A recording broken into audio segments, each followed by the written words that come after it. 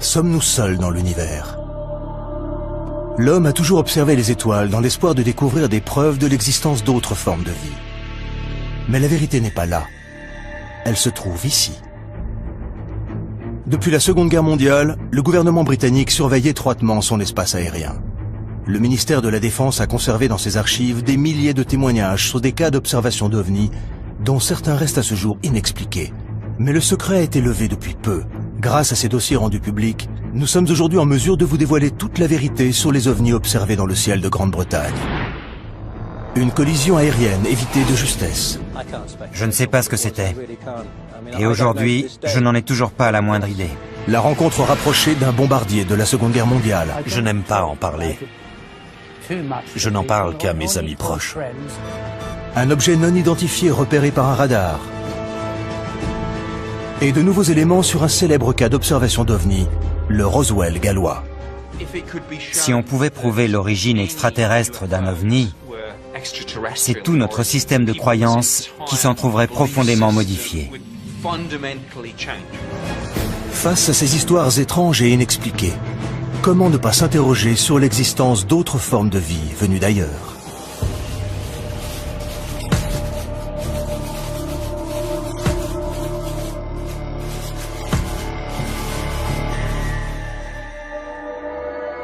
Parmi les questions les plus fréquemment posées sur Internet, 3 mots viennent en tête. Et les 2 premiers n'ont rien de surprenant. S'ils exercent un véritable pouvoir de fascination dans l'imaginaire collectif, les ovnis sont aussi les seuls de tous nos mythes du XXe siècle à avoir fait l'objet d'enquêtes, de surveillance et de manœuvres de dissimulation de la part du gouvernement. Nick Pope, qui a longtemps travaillé pour le ministère de la Défense britannique, en sait quelque chose. En 1952, le ministère de la Défense a jugé nécessaire de monter une petite unité chargée d'enquêter de manière permanente sur le phénomène des ovnis. Il existait donc bien, des années 50 aux années 2009, une petite division au sein du ministère de la Défense, le projet OVNI, chargé d'élucider les cas d'observation d'OVNI. En charge du service OVNI dans les années 90, Nick Pope a contribué à augmenter le nombre très impressionnant de dossiers que le ministère avait accumulés au fil du temps. Depuis l'ouverture de ses archives, la parole s'est libérée. Des témoins clés donnent désormais leur version des faits. Et les ufologues, sceptiques ou convaincus, sont de plus en plus nombreux à s'interroger sur ce que le ministère de la Défense a tant cherché à garder secret. C'est grâce au travail de persuasion du journaliste David Clark que le ministère de la Défense a fini par accepter de rendre ses dossiers publics. On se rend compte en parcourant ces dossiers que rien que chez nous, au Royaume-Uni, les phénomènes étranges observés dans le ciel se comptent par milliers. Il y a des choses dans le ciel que les gens sont incapables d'identifier, et ça n'a rien de nouveau.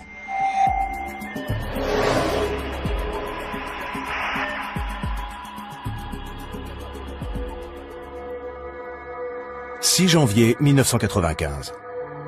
2 pilotes aux commandes d'un Boeing 737 transportant 60 passagers et effectuant la liaison Milan-Manchester signalent qu'ils viennent d'éviter de justesse une collision avec un objet non identifié. Un incident qui déstabilise les autorités britanniques.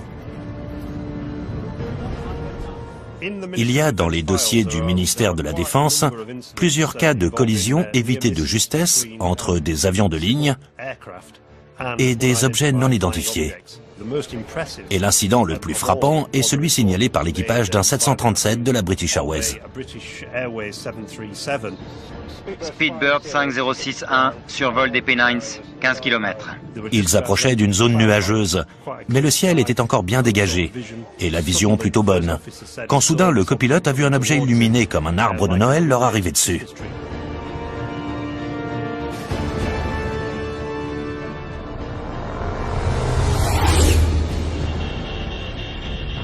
Qu'est-ce que... L'objet est passé tellement près qu'il s'est instinctivement baissé. Il a vraiment cru qu'il allait le heurter. Il s'est aussitôt tourné vers le commandant pour lui dire « Vous avez vu ?» Et le commandant lui a répondu « Oui, j'ai vu ». Les pilotes appellent aussitôt la tour de contrôle de Manchester. De peur de voir leur réputation mise à mal, les pilotes ne sont pas vraiment enclins à dire qu'ils ont vu des soucoupes volantes. Et ce qui est intéressant dans cette affaire, c'est que les deux pilotes ont pris l'initiative de faire un rapport officiel sur la collision qu'ils venaient d'éviter dès leur arrivée à l'aéroport, pour que l'aviation civile fasse une enquête sur ce qui avait bien pu se produire. Et c'est exactement ce qui s'est passé. À la suite de cet incroyable incident, le ministère diligenta une enquête complète et approfondie, dont Anthony Booth, responsable des enquêtes de sécurité dans l'aviation civile, fut chargé. C'était très étonnant comme affaire. Ça faisait 7 ans que je travaillais dans ce service et jamais encore je n'avais été confronté à un cas pareil. Nous avons interrogé les deux pilotes, examiné les enregistrements radars, les transcriptions des enregistrements des voix des pilotes, de celles des contrôleurs du trafic aérien de Manchester, tout ce qui pouvait nous éclairer sur la nature de cet objet. Si les pilotes refusent aujourd'hui de s'exprimer publiquement sur cette affaire, nous savons aujourd'hui, grâce à l'ouverture des archives du ministère de la Défense, ce qu'ils ont déclaré à Anthony Booth à l'époque. Je regardais droit devant moi quand j'ai vu quelque chose passer sur le côté qui a attiré mon attention.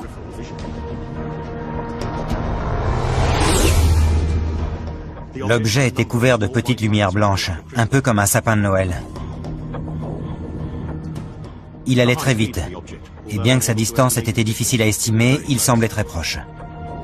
Il existe une transcription des propos échangés entre le commandant du 737 et la tour de contrôle.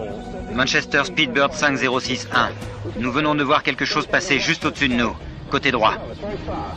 Et Manchester a aussitôt répondu « On n'a rien sur les écrans radars ». Un appareil? Il avait des feux en tout cas. Il est passé très vite à droite. Et le contrôleur leur a demandé « Au-dessus de vous ?» Pratiquement, oui. Le contrôleur leur a demandé de rester vigilants, mais il n'y avait apparemment plus rien à voir. Ils devaient vraiment aller... Très vite, vu la vitesse à laquelle il a disparu. Bon, ok, très bien. Rien n'apparaît sur les écrans radars de la tour de contrôle de Manchester. Ce qui, d'après le spécialiste des radars Doug Robb, est plus qu'étonnant. Vu le nombre de radars installés à cet endroit, les chances qu'une telle activité échappe à la détection sont quasi nulles.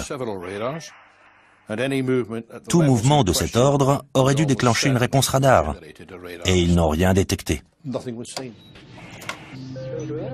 Comment l'objet a-t-il pu échapper à la surveillance des radars? Les dossiers du ministère de la Défense montrent que pilotes et enquêteurs ont pourtant tout envisagé. Un deltaplane? De nuit, ce serait suicidaire. Un radar normal ne peut pas détecter un deltaplane. Une comète? Non, je pense pas. Un radar pourrait détecter un météore au moment de sa rentrée atmosphérique s'il était précisément orienté dans sa direction. Et ça aurait pu être le cas pour ce fragment qui a failli les percuter. Un avion militaire? Possible, mais ça n'y ressemblait pas. Et on est tout près d'un aéroport. Il aurait dû apparaître sur les écrans radars. Un avion espion? J'en doute. Ça y ressemblait pas. Un avion furtif n'est pas détectable par des radars normaux. Ce sont des avions top secrets qui volent à l'abri des regards et qui ne s'approchent évidemment pas des avions de ligne. Un ovni? C'est malin. Je sais pas. Ils ne mentent pas. Ils ont vécu quelque chose de totalement déconcertant qu'ils n'arrivent pas à expliquer. Les dossiers montrent que la piste militaire a été sérieusement envisagée par les enquêteurs. Mais aucun document de source officielle n'a permis d'accréditer cette thèse. Un vol militaire aussi près d'un aéroport international important semble plus qu'improbable. De quel objet pouvait-il donc s'agir? Conservé dans les archives du ministère de la Défense depuis 1995, nous avons découvert les conclusions de l'enquête menée par Anthony Booth. À chaque enquête, nous étions parvenus à une conclusion satisfaisante, une conclusion ferme et définitive, ce qui n'a pas été le cas ici. Nous n'avons pas été en mesure d'établir les causes de l'incident ni d'évaluer les risques. Risque non évaluable, cause non évaluable. Ce n'est pas le genre de conclusion qu'on trouve habituellement dans un rapport officiel. Ça revient à dire, nous n'avons pas la moindre idée de ce que c'était. On ne va jamais nous croire. On va surtout se faire charrier, oui. Le groupe de travail conclut. Il ne fait aucun doute que les pilotes ont vu quelque chose et que l'objet était de taille suffisamment importante pour qu'un rapport sur une collision évitée de justesse soit rédigé. La nature de l'objet n'a malheureusement pu être identifiée. L'hypothèse d'activité extraterrestre est sans doute fascinante, mais cette question n'est pas de notre ressort. Elle devra donc être examinée par les spécialistes de ce domaine. Pour l'ufologue Nick Pope, cette absence de conclusion laisse la porte ouverte à toutes les hypothèses possibles et imaginables. Je trouve ça fou. Objet non identifié ne veut pas forcément dire vaisseau spatial extraterrestre. Mais il est clair que quelqu'un, que ce soit le commandant, le copilote, les enquêteurs de la direction de l'aviation civile ou le ministère de la Défense, il est très clair que quelqu'un, à un moment donné, s'est dit « Effectivement, pourquoi ne pas envisager la piste extraterrestre ?» Je ne sais pas ce que c'était, et je n'en ai toujours pas la moindre idée aujourd'hui. On ne peut pas prétendre tout savoir. Il est possible qu'il y ait des choses que nous ignorons encore aujourd'hui. L'enquête menée sur cette collision évitée de justesse montre à quel point le ministère de la Défense prenait ces phénomènes inexpliqués au sérieux. Le service OVNI a reçu au fil des années de nombreux rapports de pilotes, témoins d'incidents similaires pendant la Seconde Guerre mondiale. Des affaires jugées pour certaines tellement graves que les plus hautes autorités de l'État en furent informées. L'ouverture des archives du ministère de la Défense a permis à de nombreux experts de vérifier ce dont ils se doutaient. Le gouvernement britannique s'intéressait aux cas d'observation d'OVNI dès la Seconde Guerre mondiale. Je n'aime pas en parler. Je n'en parle qu'à mes amis proches ou à ceux qui, comme moi, ont participé à des raids aériens pendant la guerre.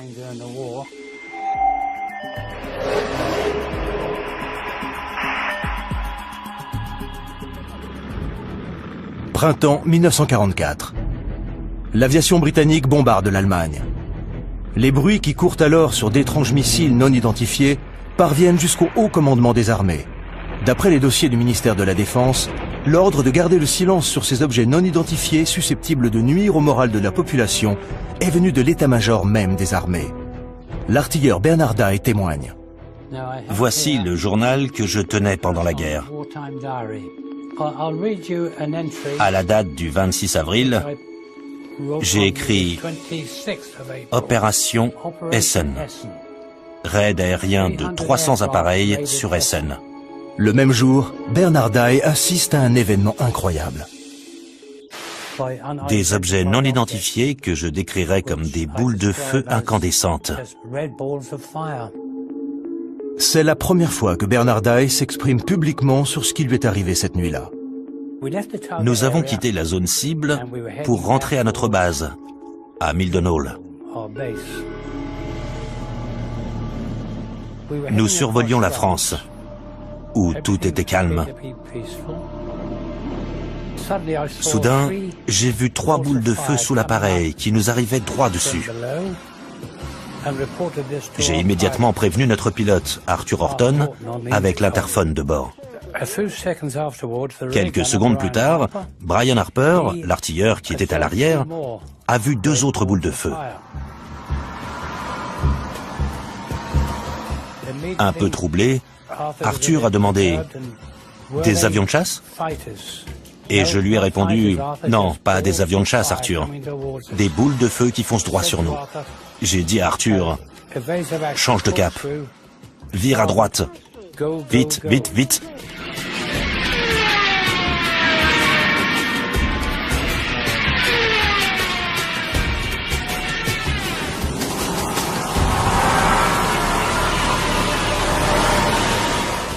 On volait à près de 500 km/h. L'appareil tremblait comme une feuille. Et on n'arrivait toujours pas à les semer. Le pilote avait peur de cramer les moteurs. Dave, l'ingénieur, a dit « Mais et les moteurs ?» Et on lui a répondu « T'occupe, fonce !» ou quelque chose dans ce goût-là, mais avec quelques noms d'oiseaux en plus. On a eu la trouille de notre vie ce jour-là. Et puis, les 5 boules de feu ont fini par perdre de leur vitesse. Elles ont disparu dans la nuit. Et on est rentré à la base sain et sauf. À notre arrivée à la base, à Milden Hall, nous avons été interrogés, comme le voulait la procédure habituelle, par des officiers de renseignement, qui se sont bien fichus de nous. Et le pilote, qui était passablement agacé, leur a dit « Je suis sûr que si vous aviez été avec nous, vous trouveriez ça beaucoup moins drôle. » Nous lui avons demandé s'il avait une idée de ce que c'était. J'étais vraiment perplexe. Je me suis dit que c'était peut-être de nouvelles armes de guerre que les Allemands avaient inventées. Et le cas de Bernard Dye n'est pas unique. D'autres membres d'équipage ont assisté à des phénomènes inexpliqués pendant la guerre. Une de ces affaires a même été étouffée. Et l'ordre est venu des plus hautes sphères de l'État. Winston Churchill, le Premier ministre de l'époque, avait tellement peur des fuites qu'il a demandé à ce que le rapport soit classé top secret pendant 50 ans.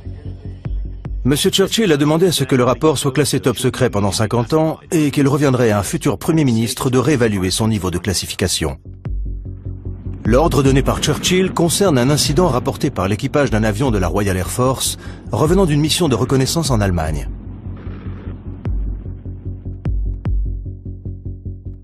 Mon grand-père a assisté à une discussion à propos d'un incident qui était arrivé à l'équipage d'un bombardier de la Royal Air Force.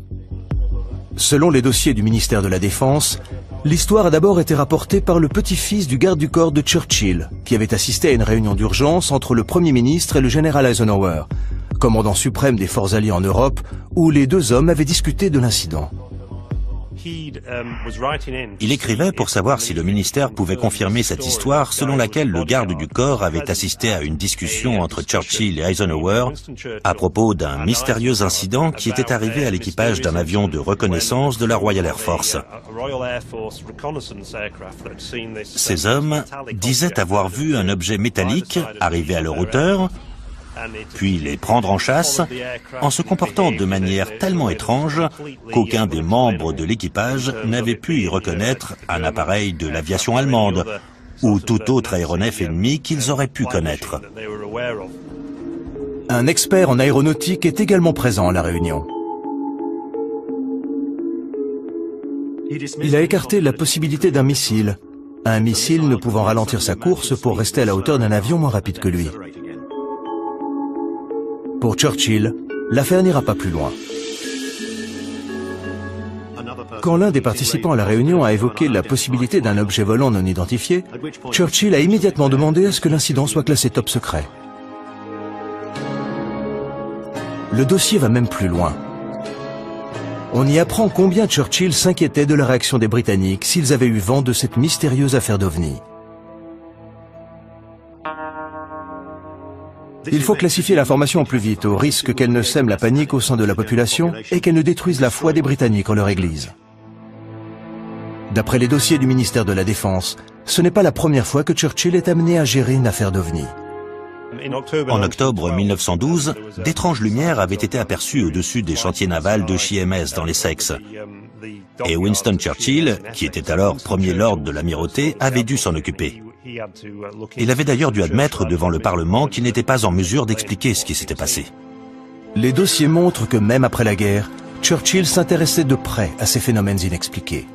Après la vague d'observations d'OVNI à Washington, qui fit la une des journaux en 1952, Churchill s'est beaucoup intéressé à ces histoires. Il a d'ailleurs envoyé une note au secrétaire d'État de l'air disant « Quel crédit faut-il accorder à ces histoires de soucoupes volantes? J'aimerais en savoir plus. Envoyez-moi un rapport quand cela vous sera possible. » Bernard Dye ignorait tout de ces affaires que Churchill prenait tant de soin à dissimuler au grand public pendant la Seconde Guerre mondiale. Nous lui avons montré le dossier du ministère de la Défense concernant Churchill. D'après ce que j'ai lu dans ce rapport, ça ressemblait vraiment beaucoup à ce que j'ai vu moi-même cette nuit-là.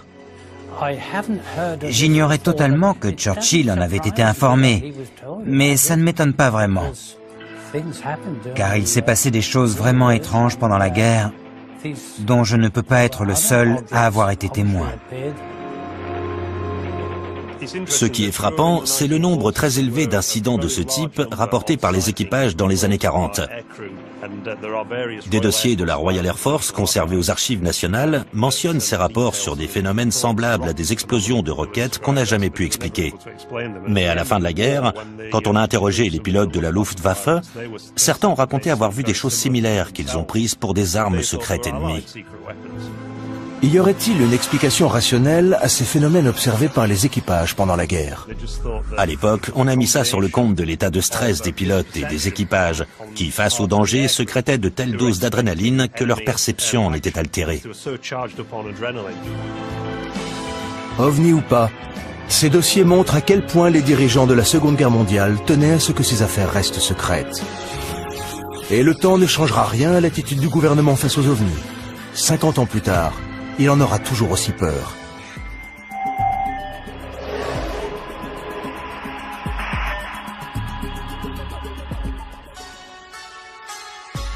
Pitlochry, Écosse. De l'avis de nombreux ufologues, jamais au cours des 20 dernières années, plus grande machination n'avait été montée pour étouffer une affaire d'OVNI. En 1990, des photos d'un objet non identifié survolant une région reculée d'Écosse sont envoyées au ministère de la Défense avant de disparaître mystérieusement. Le journaliste Mark Pilkington a passé de nombreuses années à essayer de les retrouver. Ces photos ont été prises le 4 août 1990 par deux personnes qui disent avoir vu sur la 9, près de Calvin et de Pitlochry, un immense appareil en forme de losange qui est resté en position stationnaire pendant une dizaine de minutes. Ils ont pris 6 photos. L'objet était accompagné par 2 avions que le ministère de la Défense a reconnus par la suite comme étant des avions de chasse. Le photographe, qui n'a jamais été identifié, a envoyé ces 6 photos au Daily Record, un journal écossais. Le journal n'a jamais publié d'article sur cette affaire, mais a envoyé les photos au ministère de la Défense. D'après le dossier, le ministère de la Défense a fait développer les photos qui ont disparu depuis avant de renvoyer les négatifs au journal. Curieusement, le journal n'a jamais publié les photos ni d'articles sur l'affaire et a, selon toute vraisemblance, renvoyé les photos aux 2 hommes dont les noms ont malheureusement disparu du dossier, nous empêchant donc de les interroger.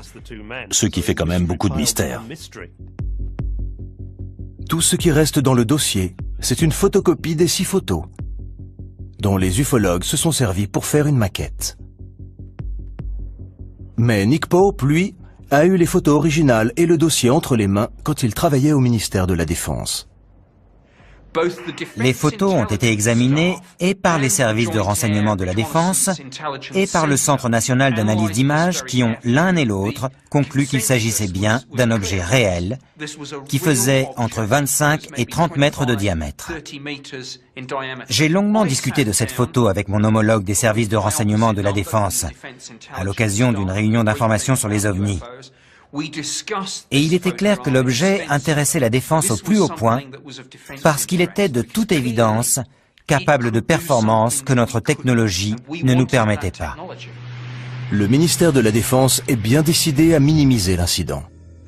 Il y a un document intéressant émanant du service de presse du ministère de la Défense sur la conduite à adopter au cas où ces photos se retrouvaient dans les journaux et qu'on leur posait des questions. On leur demande, entre autres, de dire qu'ils ont bien examiné les photos, mais qu'ils ne sont parvenus à aucune conclusion définitive sur la nature de l'objet. Et si les journalistes se montraient trop pressants, ils devaient répondre que tous les cas d'observation d'OVNI reçus au ministère étaient adressés aux services responsables de la défense antiaérienne du Royaume-Uni.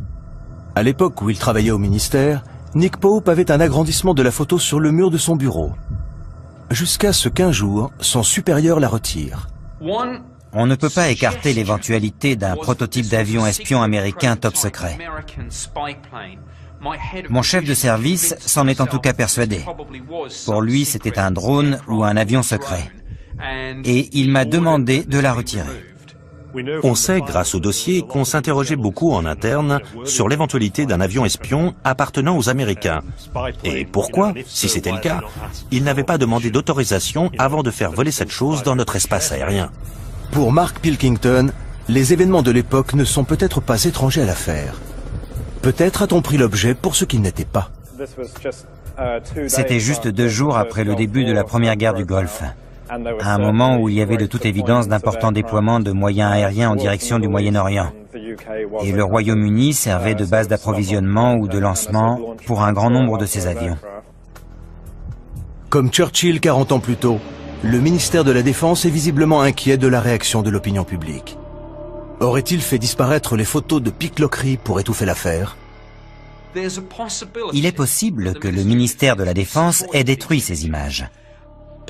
Soit parce qu'il pensait que c'était un avion espion américain, chose qu'on préférait nous cacher de toute évidence, soit parce qu'il n'avait effectivement pas la moindre idée de ce que c'était et qu'il aurait été trop embarrassant pour eux d'admettre qu'il y avait dans notre espace aérien des choses bien plus rapides et maniables que nos propres appareils, pour lesquels nous n'avions en plus aucune explication. Reste que toute cette affaire repose, il faut quand même le souligner, sur une image en noir et blanc extrêmement floue qui, pour autant que je sache, pourrait tout aussi bien être l'œuvre d'un enfant de 6 ans. Pilkington est toujours à la recherche des photos originales, dans l'espoir de découvrir ce qui a bien pu mettre la défense britannique à aussi rude épreuve.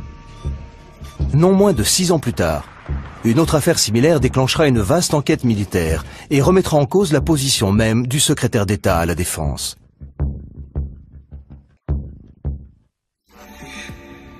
En 1996, le ministère de la Défense se retrouve embarqué dans une nouvelle affaire d'OVNI, repérée cette fois dans le ciel d'East Anglia.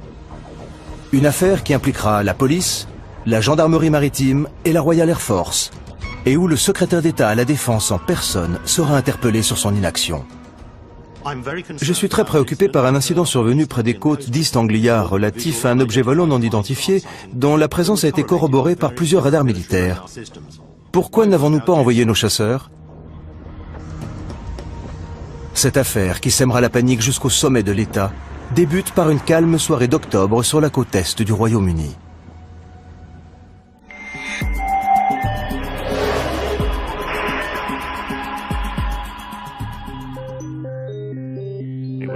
L'information est d'abord venue des services de police, comme l'indique l'extrait suivant. La police signale au petit matin d'étranges lumières rouges et vertes tournoyant dans le ciel au sud-est de Skegness.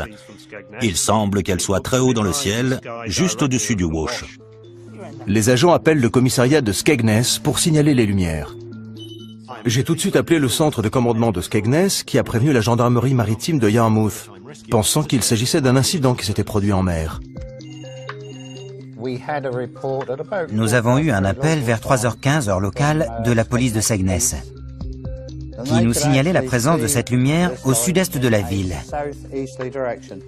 Nous ne savions pas ce que c'était à ce moment-là, mais nous avons immédiatement prévenu les radars de la défense antiaérienne pour savoir s'ils avaient repéré quelque chose de leur côté. L'appel passe par la base de Neatishead, le centre de défense antiaérien le plus important du sud de l'Angleterre. Le radar de Claxby signale un écho à 2,1 degrés. Un radar a détecté la présence d'un objet qu'ils n'ont pas identifié, mais qui n'était pas un avion. L'écho-radar et les étranges lumières signalées non loin de Skegness auraient-ils la même origine? Un vent de panique souffle sur la ville et la police reçoit des dizaines d'appels. Non, ils ne sont pas en train de nous envahir. Un appel est lancé à tous les navires pour savoir si les lumières sont visibles depuis la mer. Un tanker répond. Conocost à Yarmouth, signalons un groupe de lumière au-dessus de l'estuaire. Le navire qui a appelé, le Conocost, se trouvait dans cette zone, tout près. À 3h50, l'agent Leyland monte sur le toit du commissariat de Skegness et filme les lumières pendant 5 minutes. Il n'y en a désormais plus qu'une, de couleur blanche et en position stationnaire. Dans les milieux ufologues, la nouvelle se répand comme une traînée de poudre. Il y a eu des fuites, et la transcription des propos échangés entre la gendarmerie maritime, la police et le chalutier s'est retrouvée sur le bureau d'un journaliste. L'affaire a soudain pris de telles proportions qu'elle est arrivée aux oreilles d'un député de la région. L'affaire prend une telle ampleur que le député travailliste local, Martin Redmond, s'en mêle et interpelle les pouvoirs publics. Martin Redmond disait « On a des policiers qui voient des ovnis, des officiers de la Royal Air Force qui les suivent sur leur radar, et on n'est pas fichu d'envoyer un avion sur place pour voir ce qui se passe. » Voici une copie de la lettre envoyée par Martin Redmond au secrétaire d'État à la Défense Michael Portillo, dans laquelle il dit « Je suis très préoccupé par un incident survenu près des côtes d'East Anglia relatif à un objet volant non identifié dont la présence a été corroborée par plusieurs radars militaires. Si j'aimerais évidemment savoir ce que c'était, ce qui me préoccupe le plus, c'est la pagaille que cet incident semble avoir semée. Il met directement en cause le ministre de la Défense. Pourquoi n'avez-vous rien fait? Que faisait la Royal Air Force? Ce que la Royal Air Force n'a évidemment pas du tout apprécié. La lettre provoque un véritable scandale. Le ministère de la Défense va même jusqu'à diligenter une enquête pour savoir pourquoi la Royal Air Force n'a rien fait. Doug Robb était responsable des opérations ce soir-là. Et les conclusions de l'enquête du ministère de la Défense que nous lui avons montrées ne l'ont guère surpris. Cette carte indique l'emplacement des radars autour de Boston cette nuit-là. Et il est précisé ici que c'est le radar de Claxby qui a repéré l'objet. L'objet était immobile, sur Terre. Et après enquête, on a conclu qu'il s'agissait du clocher de l'église de la paroisse, le Boston Stump, comme on l'appelle ici. Le coupable tout désigné pour le ministère de la Défense. L'église, connue dans les milieux aéronautiques sous le nom de Boston Stump, apparaît parfois sur les écrans radars selon le type de propagation utilisé. Ils ont dit que le phénomène n'avait rien à voir avec les lumières stationnaires très vives que la police et l'équipage du tanker avaient vues entre Boston et Skegness. Le rapport conclut « Rien ne justifiait l'envoi de chasseurs de la Royal Air Force ». N'en déplaise au député Martin Redmond. On déclenche la procédure dans le cas d'un appareil qui arrive à grande vitesse. Mais on n'envoie pas un chasseur sur un objet fixe, sur Terre qui plus est. On ne peut pas parler de menace. Si l'objet repéré par le radar était bien l'église, qu'en est-il des mystérieuses lumières aperçues par la police et l'équipage du tanker? Le ministère de la Défense a minutieusement examiné les images tournées par l'agent Leyland. Cela fait penser à un lointain corps céleste. Le ministère de la Défense a fait analyser les images par l'Observatoire royal de Greenwich. Nous avons montré à l'astronome et ufologue Ian Redpath les conclusions de l'Observatoire et les images vidéo que le ministère de la Défense conservait dans ses archives depuis 1996. Quand on regarde les images tournées par la police, on voit un point lumineux très brillant, parfaitement immobile. Et si certains y ont vu un ovni, c'est bien la preuve que même un témoin de bonne foi peut se tromper et prendre un corps céleste particulièrement lumineux pour ce qu'il n'est pas. Et le plus souvent, c'est la planète Vénus. On l'a d'ailleurs surnommée la reine des ovnis, car c'est le corps céleste le plus lumineux après le Soleil et la Lune. Et ça pourrait très bien être ce que les policiers ont vu. Quant aux couleurs attribuées aux lumières, il a là aussi son idée sur la question. Souvent, quand on zoome avec une caméra, l'image devient totalement floue. Et le fait que la lumière prenne ici des formes étranges vient du diaphragme de l'objectif. Mais cela n'explique pas ce que l'équipage du tanker a pu voir. D'après l'enquête du ministère de la Défense, la lumière aperçue par les marins ne venait pas de la planète Vénus, mais d'une autre direction, ce qui laissa les enquêteurs perplexes. Ces lumières restent inexpliquées. Pas pour Ian Redpath, qui a beaucoup réfléchi à la question. Ce que les hommes à bord du tanker ont vu au nord était, à mon avis, une autre étoile très lumineuse, Vega, connue pour ses scintillements multicolores. Mais si cette affaire a pris de telles proportions, c'est, d'après David Clarke, pour une raison bien précise. Ça s'est passé en 1996, l'année où la série X-Files battait de records d'audience en Angleterre. Et curieusement, c'est aussi l'année 1996-1997 où on a enregistré le plus grand nombre d'observations d'OVNI depuis 1978. Faut-il classer l'affaire? Ou connaîtra-t-elle de nouveaux coups de théâtre, comme la célèbre affaire aux multiples rebondissements connue sous le nom de Roswell gallois?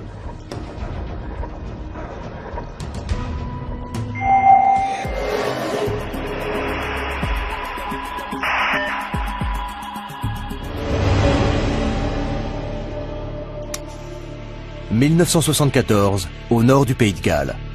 Des milliers de témoins font état d'une violente secousse sismique et d'étranges lumières tombant du ciel.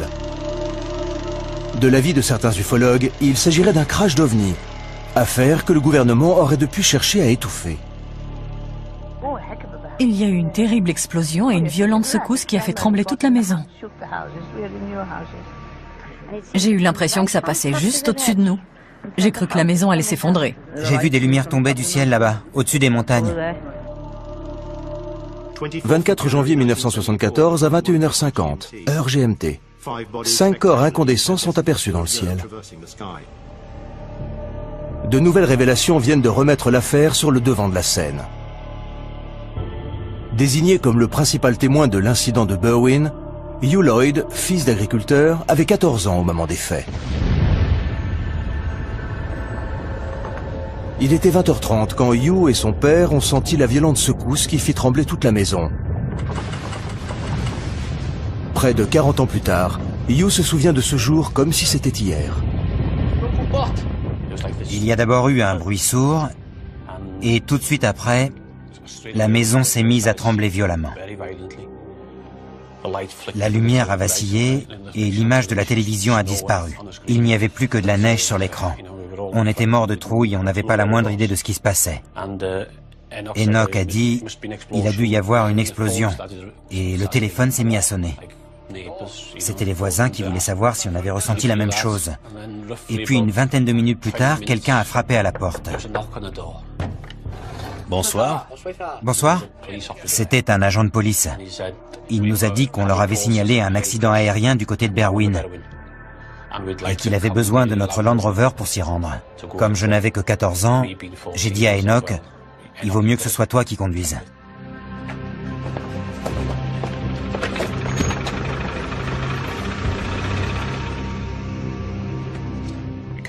On a roulé sur un peu plus d'1 kilomètre en direction des montagnes et on s'est arrêté. On est sorti de la voiture avec les torches, tout était calme. Il faisait tellement noir qu'on n'y voyait rien. Répartissez-vous les torches. Un des policiers a dit, il n'y a rien. C'est trop calme pour qu'il se soit passé quelque chose ici. Autant que vous rentriez. On a fait demi-tour et au moment où on arrivait à la voiture, on a vu une lumière très vive. Qu'est-ce que c'est que ça ? Au-dessus de la vallée, juste derrière ces arbres, là-bas, à gauche, dans la vallée entre ces deux montagnes, une lumière très vive qui montait du sol. Une lumière vraiment éblouissante. On voyait bien qu'elle montait du sol, mais on n'arrivait pas à voir d'où précisément. Parce qu'on ne voyait pas le fond de la vallée d'où on était. Ça ne ressemblait pas à un crash aérien. La lumière était trop blanche pour que ce soit un feu, et ça n'a duré qu'une vingtaine de secondes, tout au plus. Et ils ont eu beau chercher, ils n'ont jamais découvert la moindre trace d'accident aérien. Comment expliquer cette lumière? L'ufologue Andy Roberts a passé des années à enquêter sur cet incident. S'il ne croit pas vraiment à la thèse extraterrestre, il admet qu'il existe un véritable mystère autour de cette affaire. Quand Patty Vance, une infirmière d'un village des environs, a entendu l'explosion, elle a tout de suite pensé à un accident aérien. Et comme elle était infirmière et qu'elle avait du matériel médical, elle a décidé de se rendre immédiatement sur place pour venir en aide aux blessés en attendant que les secours arrivent. Patty Vance et ses deux filles sont à environ 6 km de l'endroit où se trouve Hugh Lloyd, quand la violente secousse se fait sentir. Qu'est-ce que c'est? On aurait dit un avion. Elle a pris sa voiture avec ses deux filles et elle a roulé pendant une quinzaine de minutes sur la départementale, pensant voir surgir une épave d'avion en feu à chaque instant. C'est la route qu'elle a prise ce soir-là. Une route qu'elle connaissait bien et qui ne lui posait aucun problème, même de nuit. Elle arrivait dans l'autre sens et au détour de ces arbres, là-bas, elle a eu la surprise de découvrir sur la gauche, non pas une scène de crash aérien, mais une énorme boule de lumière qui passait du rouge au blanc, puis au orange. La source lumineuse est bien trop loin de la route pour pouvoir parcourir la distance à pied. Abasourdie, Patty Vance et ses deux filles restent un moment dans la voiture à regarder l'étrange boule de lumière changer de couleur. Près de cette boule, grosse comme la moitié de la Lune, elle a vu s'agiter des torches et des phares de voiture. Elle n'a pas vraiment compris ce qui se passait, mais comme visiblement ce n'était pas un crash aérien et que la situation avait de toute évidence déjà été prise en main, elle est rentrée chez elle, mais elle ne sait toujours pas ce qu'elle a vu. Malgré l'arrivée de mystérieux hommes en noir censés faire la lumière sur cette affaire, Patty Vance et Hugh Lloyd ne sauront sans doute jamais ce qu'ils ont vu cette nuit-là. L'étrange boule de lumière aperçue par Patty Vance et Hugh Lloyd en 1974 fait désormais partie du folklore ufologique. Et rien dans les dossiers du ministère de la Défense ne semble vouloir éclaircir ce mystère, qui décidément résiste à toute tentative d'explication. Peu de temps après l'incident, des chercheurs de l'Institut d'études géologiques britanniques furent dépêchés sur les lieux pour enquêter sur la secousse sismique. Juste après le tremblement de terre, nous avons reçu pas mal de témoignages, pas tous très cohérents, sur l'endroit exact où les lumières avaient été aperçues. J'ai donc envoyé une équipe pour interroger les gens sur place sur ce qu'ils avaient vu, entendu et ressenti. Dans la légende de Berwyn, les hommes de l'Institut d'études géologiques britanniques, aux allures de fonctionnaires et tout de noir vêtus, ont été surnommés les hommes en noir. Certains semblaient trouver notre démarche suspecte et on nous regardait d'un drôle d'air, comme si nous, humbles chercheurs de l'Institut d'études géologiques, avions quelque chose à voir avec les étranges événements qui s'étaient passés dans la région. Nous avons retrouvé dans les dossiers du ministère de la Défense le compte-rendu de Chris Browett sur son entretien avec l'infirmière Patty Vance. Dans le compte-rendu que j'ai rédigé à l'époque, Patty Vance disait qu'elle avait effectivement ressenti la secousse, mais qu'elle avait surtout eu très peur d'une lumière qu'elle avait vue dans le ciel. Une grosse boule de lumière d'un rouge incandescent. Ça, c'est la photocopie d'une carte que nous avons beaucoup utilisée lors de nos déplacements. Elle nous permettait de localiser l'endroit où l'interview avait eu lieu et de savoir ce que la personne avait vu, entendu et ressenti à cet endroit précis. La découverte de cette carte, conservée dans les archives du ministère de la Défense, a été une véritable révélation. On y voit que les lumières aperçues par Patty Vance et Hugh Lloyd sont apparues simultanément à un endroit très précis. L'ufologue Andy Roberts est retourné à l'endroit où Patty Vance et ses filles avaient vu la boule de lumière en 1974. Le même endroit où elle a raconté son aventure à Andy Roberts en 1998. Quand j'ai amené Patty Vance ici en 1998 et qu'elle m'a raconté son histoire, je l'ai prise en photo. Une photo où elle montre du doigt l'endroit où elle a vu ce qu'elle a vu en 1974. Et on voit qu'elle indique cette direction, là où la police et les agriculteurs sont eux-mêmes venus voir ce qui se passait. Patty Vance était sur la route qui va de Longenock à Welshpool, qui se trouve juste là, derrière ces arbres, là-bas. Donc si elle était à cet endroit-là, elle a sûrement vu la même chose que nous, parce que c'est pile dans l'alignement. Je suis sûr et certain qu'elle a vu les mêmes lumières que nous. On découvre dans les dossiers la piste privilégiée par le ministère de la Défense pour expliquer l'explosion et les mystérieuses lumières. Les recherches menées dans la zone concernée n'ont montré aucune trace d'impact. De l'avis de l'organisme britannique de météorologie, il pourrait cependant s'agir d'un bolide, à savoir un météore qui se désintègre pendant sa chute dans l'atmosphère. Selon une enquête menée parallèlement par la Société britannique d'astronomie, il est probable que le météore se soit désintégré au-dessus de Manchester et que son apparition ait été précédée à 20h30 par une secousse sismique dans les montagnes de Berwyn, n'ayant aucun lien avec la chute du météore. Le rapport fait donc état de deux événements distincts qui, par le plus grand des hasards, se sont produits la même nuit. Un météore qui se désintègre dans l'atmosphère et une secousse sismique. Cette incroyable coïncidence, deux phénomènes naturels distincts, un météore et une secousse sismique, se produisant simultanément, peut-elle expliquer à elle seule le mystère de Berwyn? Pour les partisans de la piste ufologique, il est évident que non. Les dossiers ne répondent en rien à la principale question soulevée par cette affaire. D'où provenait cette lumière montant du sol? Ce que Patty Vance a vu reste un mystère. Je n'imagine pas une seconde qu'il puisse s'agir d'un ovni. Encore que, dans le cas présent, il faudrait d'ailleurs plutôt parler d'un objet terrestre non identifié. Le mystère reste entier. Qu'on ait voulu privilégier la piste extraterrestre ou la thèse plus rationnelle du tremblement de terre et des météores, il faut quand même bien admettre que nous ne savons toujours pas ce qui a bien pu émettre cette lumière pendant au moins 10 bonnes minutes. Peut-on aujourd'hui parler d'affaires classées face à toutes ces questions restées sans réponse? Je pense que l'affaire Berwyn est loin d'être classée aux yeux du grand public. Il y a des gens qui, aujourd'hui, sont convaincus que l'ouverture de ces archives fait même partie d'une campagne de désinformation de la part du ministère de la Défense qui continue à vouloir nous cacher la vérité sur les ovnis. À terme, le ministère de la Défense s'est engagé à rendre tous les dossiers OVNI publics. Mais nous dévoilera-t-il vraiment tous ces secrets? Et sommes-nous réellement prêts à ne plus croire aux ovnis? Pour certains, les ovnis sont parmi nous, et ce pour un long moment encore. Jusqu'à ce que les vrais extraterrestres débarquent, sans doute. Il y a des gens qui disent que si on nous distille ces informations au compte-gouttes, c'est pour nous préparer au jour où on nous annoncera que ces choses existent vraiment.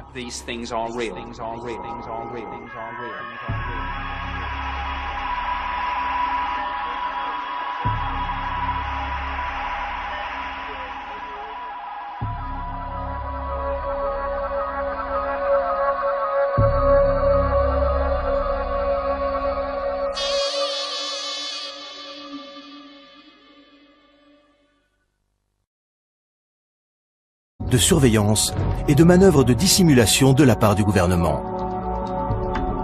Nick Pope, qui a longtemps travaillé pour le ministère de la Défense britannique, en sait quelque chose. En 1952, le ministère de la Défense a jugé nécessaire de monter une petite unité chargée d'enquêter de manière permanente sur le phénomène des ovnis. Il existait donc bien, des années 50 aux années 2009, une petite division au sein du ministère de la Défense, le projet OVNI, chargé d'élucider les cas d'observation d'OVNI.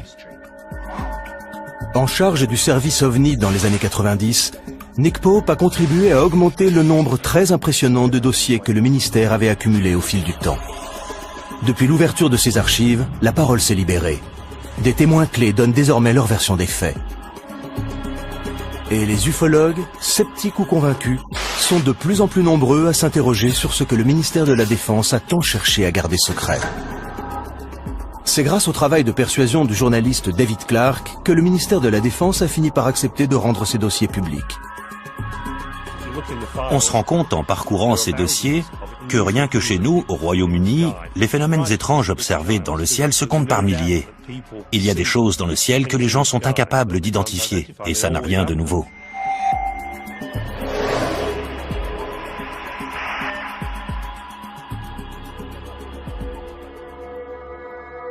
« 6 janvier 1995. Deux pilotes aux commandes d'un Boeing 737 transportant 60 passagers et effectuant la liaison Milan-Manchester signalent qu'ils viennent d'éviter de justesse une collision avec un objet non identifié. Un incident qui déstabilise les autorités britanniques. Il y a dans les deux... Comment l'objet a-t-il pu échapper à la surveillance des radars? Les dossiers du ministère de la Défense montrent que pilotes et enquêteurs ont pourtant tout envisagé. Un deltaplane? De nuit, ce serait suicidaire. Un radar normal ne peut pas détecter un deltaplane. Une comète? Non, je pense pas. Un radar pourrait détecter un météore au moment de sa rentrée atmosphérique s'il était précisément orienté dans sa direction. Et ça aurait pu être le cas pour ce fragment qui a failli les percuter. Un avion militaire? Possible, mais ça n'y ressemblait pas. Et on est tout près d'un aéroport. Il aurait dû apparaître sur les écrans radars. Un avion espion? J'en doute. Ça y ressemblait pas. Un avion furtif n'est pas détectable par des radars normaux. Ce sont des avions top secrets qui volent à l'abri des regards et qui ne s'approchent évidemment pas des avions de ligne. Un ovni? C'est malin. Je sais pas. Ils ne mentent pas. Ils ont vécu quelque chose de totalement déconcertant qu'ils n'arrivent pas à expliquer. Les dossiers montrent que la piste militaire a été sérieusement envisagée par les enquêteurs. Mais aucun document de source officielle n'a permis d'accréditer cette thèse. Un vol militaire aussi près d'un aéroport international important semble plus qu'improbable. De quel objet pouvait-il donc s'agir? Conservé dans les archives du ministère de la Défense depuis 1995, nous avons découvert les conclusions de l'enquête menée par Anthony Booth. À chaque enquête, nous étions parvenus à une conclusion satisfaisante, une conclusion ferme et définitive, ce qui n'a pas été le cas ici. Nous n'avons pas été en mesure d'établir les causes de l'incident ni d'évaluer les risques. Risque non évaluable, cause non évaluable. Ce n'est pas le genre de conclusion qu'on trouve habituellement dans... Sommes-nous seuls dans l'univers? L'homme a toujours observé les étoiles dans l'espoir de découvrir des preuves de l'existence d'autres formes de vie. Mais la vérité n'est pas là. Elle se trouve ici. Depuis la Seconde Guerre mondiale, le gouvernement britannique surveille étroitement son espace aérien. Le ministère de la Défense a conservé dans ses archives des milliers de témoignages sur des cas d'observation d'OVNI, dont certains restent à ce jour inexpliqués. Mais le secret a été levé depuis peu. Grâce à ces dossiers rendus publics, nous sommes aujourd'hui en mesure de vous dévoiler toute la vérité sur les ovnis observés dans le ciel de Grande-Bretagne. Une collision aérienne évitée de justesse. Je ne sais pas ce que c'était. Et aujourd'hui, je n'en ai toujours pas la moindre idée. La rencontre rapprochée d'un bombardier de la Seconde Guerre mondiale. Je n'aime pas en parler. Je n'en parle qu'à mes amis proches. Un objet non identifié repéré par un radar. Et de nouveaux éléments sur un célèbre cas d'observation d'OVNI, le Roswell gallois. Si on pouvait prouver l'origine extraterrestre d'un ovni, c'est tout notre système de croyances qui s'en trouverait profondément modifié. Face à ces histoires étranges et inexpliquées, comment ne pas s'interroger sur l'existence d'autres formes de vie venues d'ailleurs?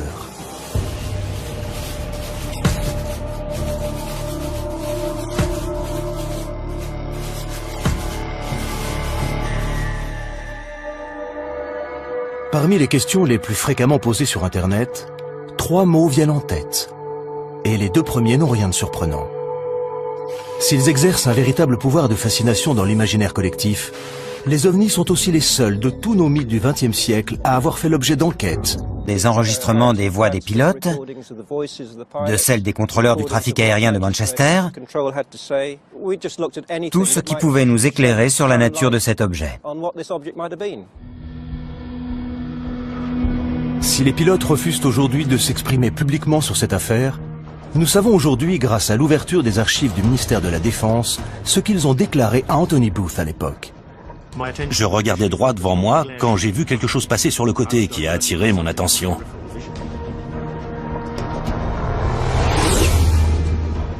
L'objet était couvert de petites lumières blanches, un peu comme un sapin de Noël. Il allait très vite, et bien que sa distance ait été difficile à estimer, il semblait très proche.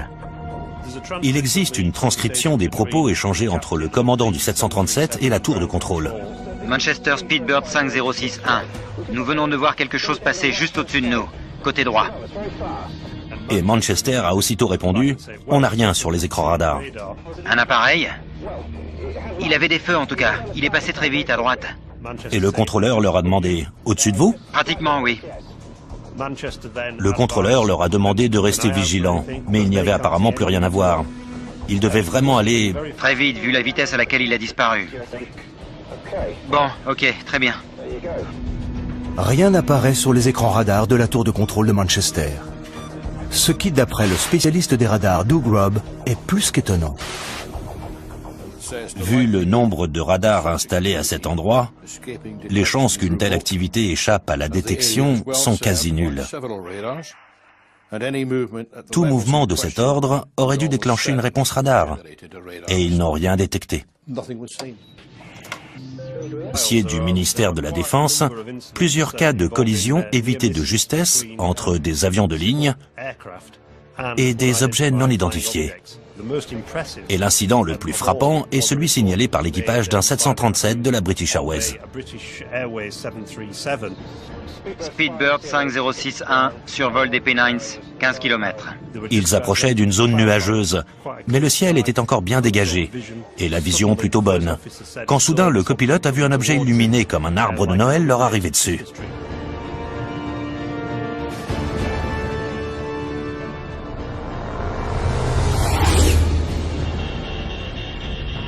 Qu'est-ce que... L'objet est passé tellement près qu'il s'est instinctivement baissé. Il a vraiment cru qu'il allait le heurter. Il s'est aussitôt tourné vers le commandant pour lui dire « Vous avez vu ?» Et le commandant lui a répondu « Oui, j'ai vu ». Les pilotes appellent aussitôt la tour de contrôle de Manchester. De peur de voir leur réputation mise à mal, les pilotes ne sont pas vraiment enclins à dire qu'ils ont vu des soucoupes volantes. Et ce qui est intéressant dans cette affaire, c'est que les 2 pilotes ont pris l'initiative de faire un rapport officiel sur la collision qu'ils venaient d'éviter dès leur arrivée à l'aéroport, pour que l'aviation civile fasse une enquête sur ce qui avait bien pu se produire. Et c'est exactement ce qui s'est passé. À la suite de cet incroyable incident, le ministère diligenta une enquête complète et approfondie, dont Anthony Booth, responsable des enquêtes de sécurité dans l'aviation civile, fut chargé.